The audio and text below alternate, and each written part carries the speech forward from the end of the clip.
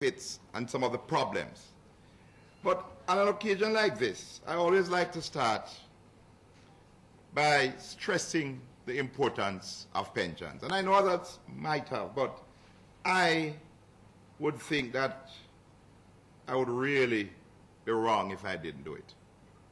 And I just quote some of the things that were said by other speakers. Like one, you have about 20 to 25 years to live on average after you retire. Now, if you look at the average working life, it is about 40 years. So you're talking about living on average about half of your working life. Now, I don't know who here would want to work for 40 years and only get paid for 20. I think nobody would agree to that. But if you do not have a proper pension plan, then you're agreeing that you're willing to go for 20, 25 years without money. Most of us, whether we like it or not, the statistics show, we consume almost all that we earn and get in our hands. Most of us. I know there are a few of us who can do better, and we do better. But I would say over 95%, if they don't have forced savings like a pension plan, when they retire, they have no source of income. And, as Dr. Eldemaya Shearer said, when you look at how long people live and the sort of problems that can beset them during retirement, then you realize how very important pension is. As I've said many times, when you work, you get pay. When you retire, you get pension. Pension replaces pay. For each unit of importance that you attach to pay, you better attach at least 5 to pension. You can change your job, you can do 2 jobs, you can do all sorts of things when you are young, active, and strong. When you retire, not so easy. No matter what anybody wants to say, not so easy. Pension is very important. Now about the pension legislation. For many years, we really had no pension legislation. None at all.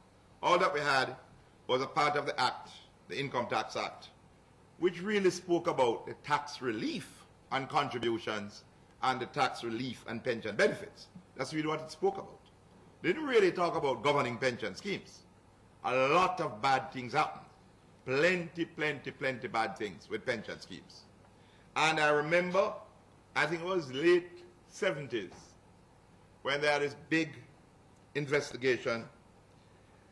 I myself attended some of the sittings, was young in the business at the time, and it was agreed, the government commissioned that investigation. It was agreed that, look, there must be a Pensions Act. So you're talking about from 1978, and the Act came into being 2004. Now that's about 26 years. 26. After it was agreed that there should be an act. It took 26 years. And it was an emergency. But having said that, I would want to say that the act was well needed. A lot of us believe that we should live like people used to live in the Wild West. No laws, no restrictions, no shackles. But I can tell you that the pension sector needed some shackles. And I think the act came in to mainly promote good governance. And believe you me, what I'm not going to talk about is some of the things that happened before the act and some that have happened and what has happened since the act, to show you how things have gone. Well, I would like to start out with the trustees. The trustees are the people who are legally responsible for the operations of the pension plan. Before the act, I met many trustees of pension plans who didn't even know that they were trustees of pension plans. All right? They didn't even know that they were trustees. Now here you have a vehicle which is supposed to be managed in such a way that when you retire and you start getting your pay, then that vehicle will start to provide your income until you die. And the people who are supposed to be in charge of it, some of them didn't even know. That can't happen under the Act.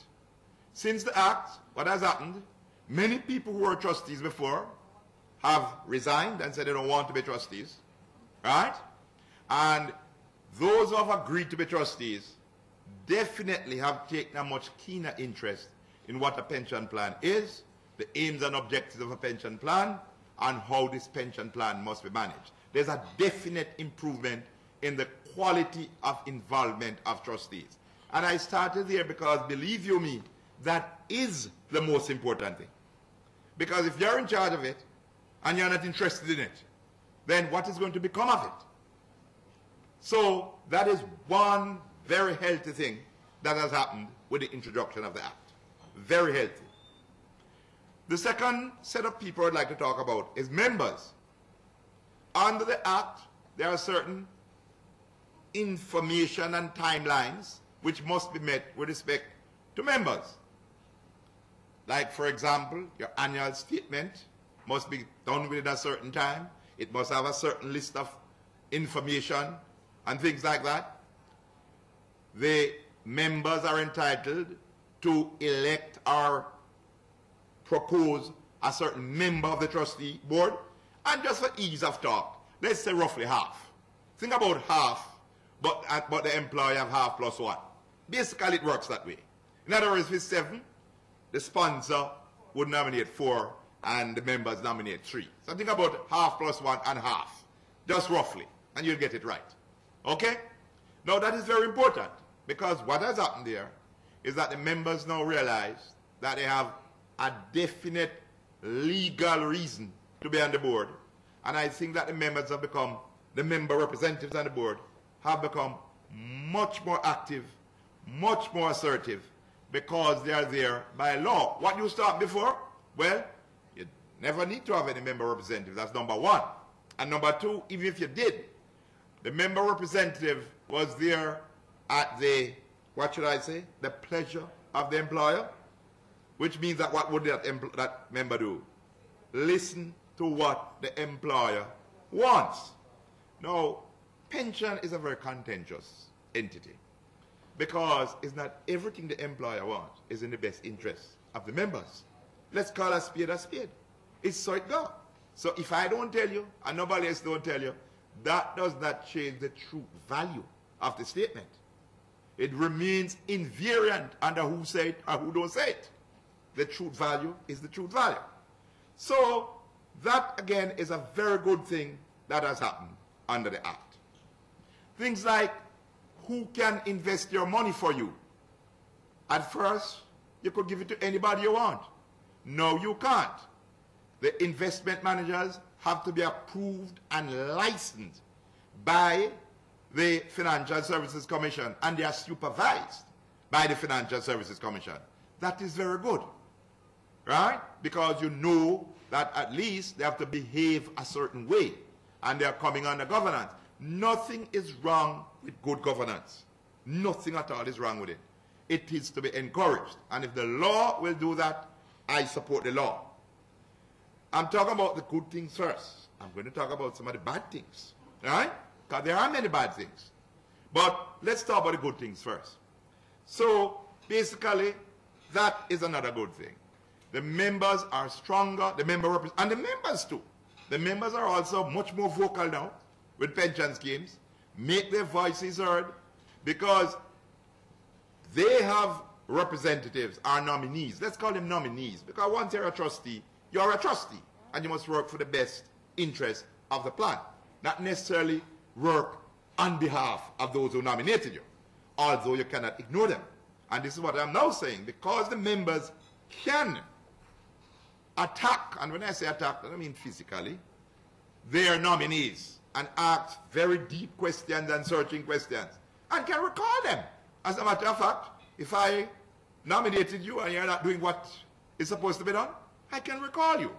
So I think, in my experience, there has been a lot of improvement in how these plans are managed.